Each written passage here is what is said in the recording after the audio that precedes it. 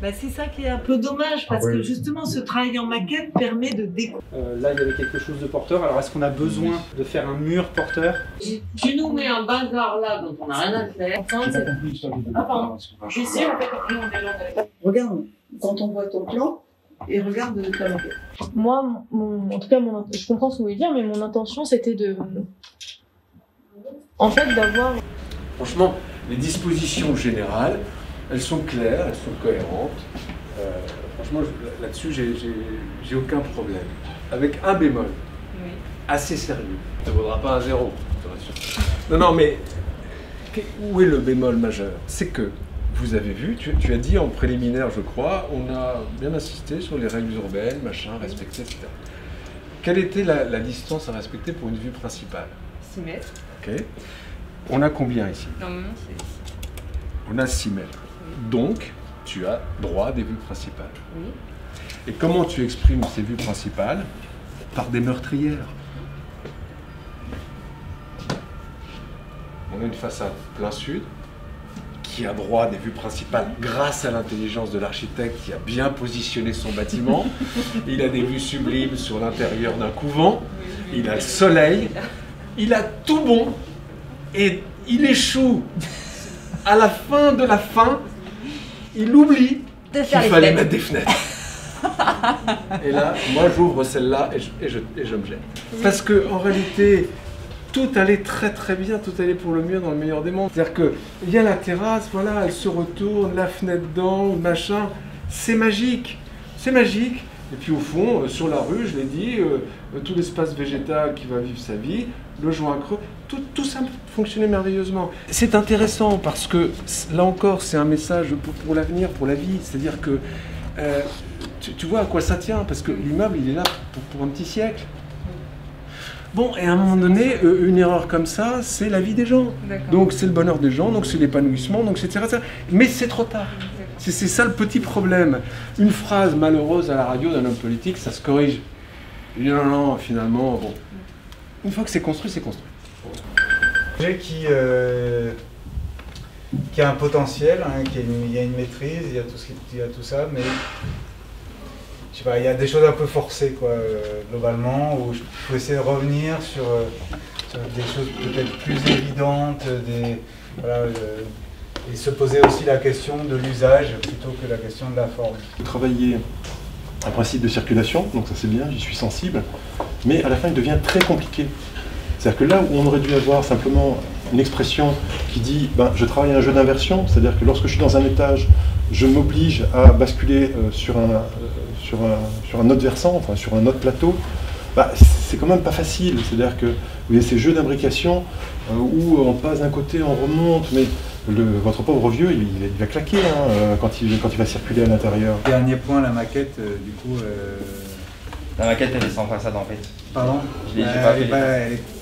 Elle n'est pas aboutie et voilà, je vous invite et je vous conseille aussi de travailler avec cet outil-là qui est le meilleur outil, hein, parce que c'est en fait c'est une construction. Une maquette, c'est le premier bâtiment que vous faites, c'est une maquette. Voilà. Donc il n'y a pas de triche, la lumière elle est juste, la vue que vous en avez elle est juste, il n'y a pas de focale, on n'est pas en grand angle, en zoom ou en je sais pas quoi. C'est un véritable outil de projet. Ça peut être un outil de représentation, mais c'est un outil de projet. Donc ne le mettez pas de côté, visiblement vous maîtrisez l'informatique, et c'est très bien, ça ne peut aller qu'en s'améliorant, et du coup le projet aussi. La maquette, c'est un vrai outil. Du coup mes 3 séjours, ils étaient tous très différents, mais en même temps très égaux. Donc le premier avec un rapport privilégié au jardin. Le deuxième qui a plus d'intimité, un rapport aussi à la nature très fort et une très belle lumière. Et enfin le troisième qui aurait donc des vues sur les végétations et surtout sur les monuments alentours. Et j'ai fini. Alors moi je vais te dire une chose tout de suite, Oui. on en a parlé ce matin tout à l'heure, moi j'aurais inversé le projet, le sens du projet. Parce qu'en fait je trouve que le creux qui est quand même très intéressant, très vitré, très ouvert, en fait il est certes plein sud, mais il regarde comme un mur pignon. Alors que tout d'un coup, tu nous parles d'un rapport au paysage qui est quand même très intéressant. Et donc, moi, j'aurais vraiment inversé le système. En gros, après, là, on verrait toute la rue. Ouais, mais Il y a un jardin. Mais la rue, Oui. c'est sympa, la rue. Ouais. La rue, Un jardin devant. on est en ville, hein. Oui, oui. J'avais une question. Oui. Tu parlais au départ de. Donc, ce sont des logements qui s'adressent à des chercheurs et tu as Mhm. dit je peux me permettre des logements atypiques. En quoi ils sont atypiques?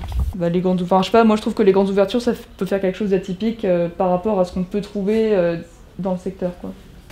Ben, est-ce que peut-être que là, on peut aussi penser que ce qui est atypique, c'est que c'est très très ouvert et qu'il Oui. y a peut-être beaucoup de vis-à-vis, il y a peut-être même il n'y a pas beaucoup d'intimité. Bah après les feuilles, ça permet de feuilles. cacher les feuilles des arbres, quoi. Et l'hiver? Des rideaux. Des rideaux. Oui. Donc tu mets des rideaux aux fenêtres alors que tu milites pour une façade Oui. complètement vitrée.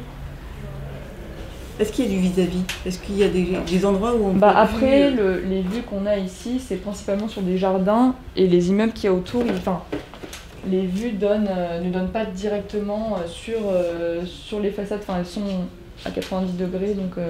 Mais entre nous, déjà dans l'immeuble, est-ce qu'il y a des vis-à-vis? Est-ce que tu as créé des vis-à-vis?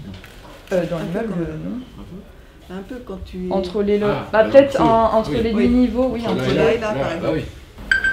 Ensuite, Pierre Béton, qui nous a dit, voilà, je fais un mur en pierre parce que c'est qu'il fasse frais dans la cuisine. Ah, enfin, c'est bien. J'ai fait ça comme ça, mais c'est ce que enfin, j'ai ça donne compris. une ambiance de fraîcheur, je trouve. Et qui est plutôt, en fait, dans une cuisine, c'est quelque chose qu'on demande, donc quelque chose. Et pas c'est dans le l'envie. salon? Où se tient-on le plus longtemps? Et en fin de journée? En fin de journée. Dans le salon. Dans le salon. Et en fin de journée, sur une façade sud et ouest, quelles sont les façades qui ont pris le plus de calories? La façade sud. Ouest. Oui, oui, en fin de journée, oui. Et façade ouest. ouest. D'accord. Donc, où est-ce que j'ai besoin le plus d'inertie thermique, puisque c'est de ça dont il s'agit, quand je mets un mur épais, pour garder de la température fraîche dans le logement, c'est donc plutôt sur le salon, et c'est notamment c'est notamment sur les murs ouest. On est d'accord? Alors, pour en revenir à ça, puisque tu nous as fait une cave à vin, ce que je trouve super. Elle est rez-de-chaussée et premier étage. C'est une mezzanine, c'est ça? Exactement. Et là, c'est là où tu as mis le mur de pierre. Oui. Et pourquoi? Parce que je trouvais que c'était l'activité la plus cohérente. Quand j'ai pensé à une activité, j'ai pensé directement à ça. J'ai pensé directement à l'installer ici et la mettre là. On en revient toujours à la même question, c'est l'usage. Oui. Une cave à vin, c'est une pièce. Je ne vais pas vous étonner en vous parlant avec l'intérêt d'une cave à vin. C'est une pièce qui doit être à 13 degrés constant avec un taux d'hygrométrie de l'ordre de 90%. Si on veut conserver des grands crus et des vins quelque temps. Donc, forcément, des murs à forte inertie qui vont permettre d'écrêter les variations de température. D'habitude, les caves sont enterrées à vin. Si on va dans les caves troglodytes, dans les pays de Loire et ailleurs, sont enterrées où on a 13 degrés toute l'année. Donc je trouve que c'est très bien, mais ce que je trouverais bien, c'est que tu me le dises. En d'autres termes, ce que je trouverais bien, c'est qu'à partir du moment où je dis je fais une cave à vin, j'aille voir ce qu'est une cave à vin, les conditions de fonctionnement de cette cave à vin, la position de cette cave à vin, etc., etc. Encore une fois, ce que moi je pense être important dans le projet, c'est de comprendre l'usage, c'est de comprendre le lieu, voilà. Et bien entendu, de comprendre aussi les caractéristiques, d'étudier les caractéristiques, la matérialité, ce que tel matériau peut me permettre d'apporter à l'ouvrage ou pas. D'accord? Non, juste pour embrayer sur la question de la cave, effectivement, tu aurais peut-être pu faire une cave rez-de-chaussée sous-sol, plutôt que de faire rez-de-chaussée premier étage aussi. Belle terrasse, la chambre du haut là. Et en fait, tu lui ouvres une toute petite porte sans fenêtre. Alors tu te donnes une fenêtre sur la rue, bon, ok, très bien. Et le lit, il faut le mettre ailleurs, évidemment. Vous avez de l'espace quand on rentre, on bute sur le lit. Enfin, c'est mal agencé. La salle de bain, ouais, Pas d'ouverture. ouais, c'est pas éclairé, alors tu peux. Il y a quand même, dans ce projet-là, il y a quelque chose d'intéressant. Hein. De monter les deux blocs, un plus haut que l'autre, l'autre qui va s'adosser au pignon, ça c'est intéressant. Mais quand même, les usages, il faut faire attention quand même. Je peux continuer de résumer. Ouais. C'est intéressant de jouer avec les deux volumes pour les jeux de regard, sauf que du coup tu nous expliques que tu mets en place des ouvertures différentes Sauf qu'en fait, on se rend compte à l'intérieur qu'elles sont peut-être pas si bien pensées en fonction de l'usage, ces ouvertures. Notamment liées aux terrasses, notamment liées aux chambres. Et donc pareil, sur l'agencement intérieur, on se rend compte que ça ne fonctionne pas forcément lié à l'usage, que ce soit les enfants, les grands-parents, le lit, l'escalier, se poser... Il faut aller pas jusqu'au bout et pose-toi la question de, bon, quand on rentre dans cette pièce, comment ça se passe? On ouvre la porte, comment mon corps il se positionne, ou ceux d'une personne âgée, qui peut-être forcément ne se déplace pas de la même manière que les enfants. D'aller au bout de ce que tu mettais en place dès le départ. C'est pas forcément un gros problème, c'est la prise en compte de l'usage. La manière dont tu places le lit. Ah, ici? Oui. D'accord. Ok, qu'est-ce qui a fait en sorte que tu places le lit à cet endroit-là? Parce qu'en fait, nos professeurs ils nous ont expliqué qu'on devait respecter un certain nombre d'espaces sur les côtés et ici. Oui, mais est-ce que tu as déjà vu qu'on place un lit sous une fenêtre? Ah, non, c'est vrai. Ben, tu te fais égorger là, oui, direct. D'accord? Ce qui aurait pu être intéressant, et qui est intéressant, important, c'est de prendre en compte l'usage. Pour prendre en compte l'usage, il faut que toi, tu habites ce lieu que tu conçois. De là à là, vous avez combien d'épaisseur? Ici, on a, il me semble, quelque chose comme 10 mètres 5. Donc voilà, on sait que la lumière rentre à 6 mètres. Oui. D'accord, dans un logement. Ici, vous nous mettez un mur à 1,90 m. Oui. Votre principale entrée de lumière pour tout cet espace-là, c'est cette baie vitrée-là. Donc, dites-vous que, et en plus de ça, vous êtes plein nord. Donc, dites-vous que la lumière là, donc en passant au-dessus d'1,90 m pour rentrer dans la lumière et en plus sur une profondeur de 10 mètres, ça veut dire que vous n'avez pas du tout de lumière sur toute cette partie-là. Ben, avec la double hauteur et la verrière, même, ça ne fonctionne pas. C'est-à-dire que vous allez avoir, bien sûr que ça apporte un peu plus de lumière, mais quand on sait que la lumière rentre à 6 mètres, on sait que toute cette partie-là est à l'ombre. Parce que vous n'êtes pas ouvert, vous n'avez pas profité du fait que vous ayez la possibilité d'avoir C'est-à-dire quand on fait une épaisseur comme ça, il faut avoir un logement traversant. D'accord. Donc, qui dit logement traversant, c'est-à-dire un apport de lumière au nord, complété par un apport de lumière au sud. Les ambitions de ton projet, il y a vraiment plein de choses intéressantes. Il fait attention aux détails qui ne servent à rien. Par exemple, de remonter ton rez-de-chaussée de 60 cm, ça donne de la contrainte parce qu'il faut des escaliers, il faut une rampe, c'est pour des personnes âgées. Si ton rez-de-chaussée il est au niveau du sol, il n'y a plus de rampe, il n'y a plus d'escalier, les personnes âgées, ces 60 cm, c'est pas ça qui va améliorer leur vie parce qu'ils ne vont pas aller voir au-delà de quelque chose. Et c'est juste des contraintes en plus en fait.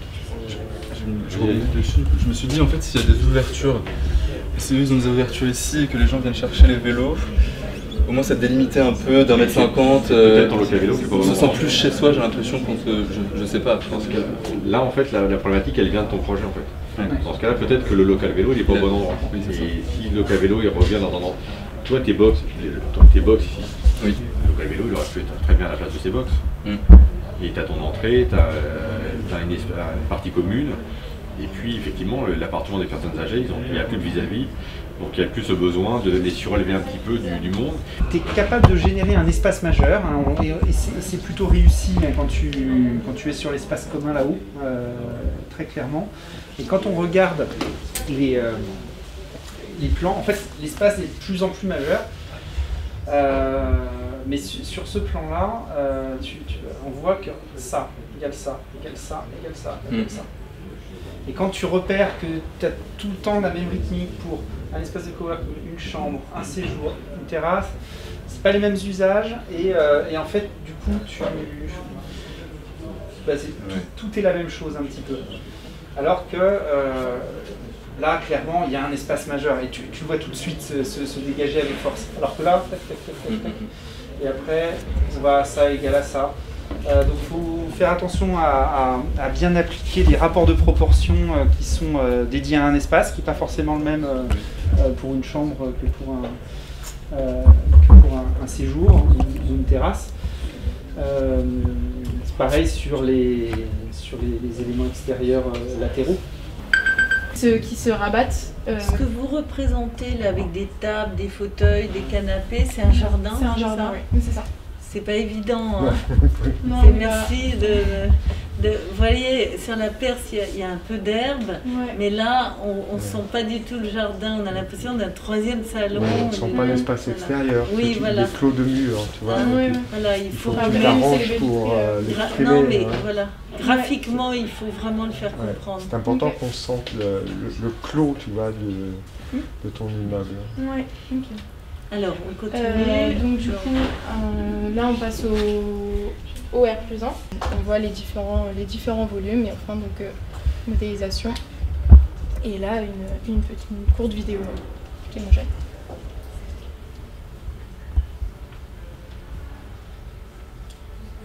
Donc là on entre, on arrive donc dans l'espace partagé où on passe à travers donc là on voit le jardin. Ensuite on a la salle de projection et en fait on a des grandes baies qui permettent d'agrandir l'espace. Ici on arrive sur le premier étage et là on a enfin une vue un peu générale. Voilà, merci de votre écoute. Ok.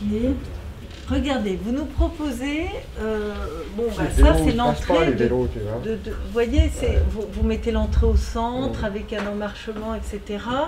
On arrive dans un hall et alors la chose la plus curieuse, c'est qu'on passe sous l'escalier pour aller dans le séjour. Il y a en même temps quelque chose qui est un peu curieux de passer sous un escalier pour entrer dans le hall, c'est-à-dire dans le salon. C'est l'espace le plus noble de la maison. On peut considérer que, en général, on ne passe pas sous un escalier, même s'il y a la hauteur. Ça, voilà, je fais confiance, il n'y a pas de problème de hauteur. En coupe, il peut se passer plein de choses. En coupe, ce qu'on cherche à montrer dans une coupe, ce ne sont pas les niveaux de plancher qui se superposent les uns aux autres, mais c'est les relations spatiales qu'on peut créer entre le haut et le bas, entre le premier et le deuxième et le troisième, ou le deuxième et le rez-de-chaussée. Vous voyez? Et donc ça, c'est dans un travail en coupe comme ça, c'est ça qu'il faut montrer. Il faut montrer comment une double hauteur à un endroit va permettre de mettre en relation le salon de la famille avec l'appartement des grands-parents. Ces contraintes différentes. Dans mon groupe, par exemple, je sais que moi j'ai demandé 50%, au moins 50% de surface, pas la moitié, mais le tiers, 33% de la surface totale qui soit laissée libre, pour le végétal, pour l'écoulement des eaux, etc. C'est souvent 50% d'ailleurs qu'on demande, vous savez. Les panelages comme ça, la coupe proposée, elle est intéressante. Mais par exemple, je trouve que tu compliques inutilement les choses. Par exemple, tu mets les pièces de nuit à rez-de-chaussée et le salon en étage. Mais si juste tu inverses le dispositif, tout d'un coup, tu te retrouves avec un salon qui a une vraie terrasse et une vraie surface digne de ce nom. Moi, ce patio, je ne le comprends pas. Si tu enlèves ce patio, tu as un salon, salle à manger, cuisine qui a de grande qualité, qui offre toute une possibilité d'aménagement possible, enfin, plein de possibilités d'aménagement. Tu vois, tout d'un coup, je peux meubler de 10 façons différentes. Et là, tout d'un coup, tu viens amener ce patio qui, tout d'un coup, te réduit le salon à une dimension minimaliste, qui te réduit la cuisine à une dimension minimaliste, et à l'intérieur du patio, on voit bien que ça ne va pas être confortable. C'est-à-dire, je ne peux pas tourner autour des fauteuils. Quand on sera 3 là-dedans, on ne pourra pas être 4. Tu vois ? Et en fait, tu te dis, mais pourquoi donc ? Pourquoi donc se compliquer la vie? En plus, si j'étais à rez-de-chaussée, si ma pièce de vie elle était à rez-de-chaussée, j'aurais cette terrasse superbe sur un jardin. Et à l'étage, j'aurais mes chambres sur le même plan que ce que tu nous proposes à rez-de-chaussée, des terrasses certes moins grandes, mais c'est pas grave, c'est les chambres. Donc ça n'a pas la même utilité d'avoir une terrasse en continuité d'une chambre qu'en continuité d'une pièce à vivre. Donc tu te dis à peu de choses près, on inverserait le truc, ça fonctionnerait hyper bien. En dressing? Oui. Tu as vu la surface que tu prends pour la suite parentale là? Oui. Et avec encore Oui, oui, mais je veux bien. On n'a pas ton tableau de surface, un global, je ne sais pas où tu en es. Mais si tu veux, attends, regarde l'espace que tu donnes, ce que je veux dire. Oui. Regarde l'espace que tu donnes pour 2 personnes ici, plus 5 mètres carrés, donc 70 000 € là, pour pas grand chose dans le noir, excuse-moi. Oui. Tout ça pour arriver, on ouvre la porte et on tombe sur le WC direct. Non, c'est pas bon. Ah non, non mais ça tue. Non, mais parce que. Ah non, non, c'est pas bon. Comme l'accueil, comme accueil, c'est dur. C'est dans le séjour, qu'est-ce que tu regardes? Les toilettes, WC. Et bah non, mais tu vois. C'est pas moi, hein, là c'est toi qui le dis. Oui, non, bah, on se rend compte après. Et on se rend compte qu'on a du mal à mettre un fauteuil ou 2 fauteuils ici pour discuter de l'avenir. Mais du coup, j'ai une question. Est-ce que ça serait possible de ne pas avoir de WC au rez-de-chaussée? C'est mieux d'en mettre, parce que... Mais si c'est vraiment horrible? Quand c'est vraiment horrible, il vaut mieux dire vous montez à l'étage. Mais après, c'est le souci. Tu reçois ta grand-mère qui a un petit déambulateur, elle a un petit problème, c'est mieux de lui dire que c'est pas loin. D'accord. Ce qui veut dire que travailler le moment de l'entrée, ça prend du temps, c'est un sujet. Ouais. Essayer de cacher la porte des toilettes, mettre une penderie, parce que où est-ce qu'on pose ses affaires quand on arrive? Toi, mettre une penderie et tout ça, c'est pas simple. Et ensuite, penser que tu nous fais un très beau jardin ici, auquel on tourne le dos, c'est peut-être un peu dommage. Parce que ce séjour est orienté vers la cocotte minute, en gros. Donc, voilà. Bon, et donc, quand je te disais hiérarchie des espaces, c'est qu'effectivement, là, tu as 5 par 5 ou 7 par 7 d'espace ouais, à l'intérieur, ça pour fait les parents, 5, 8, et on rejoint toute la famille d'à peu près la même surface, mais avec des problèmes. Et là, si quelqu'un ouvre la porte au moment où on descend l'escalier, boum.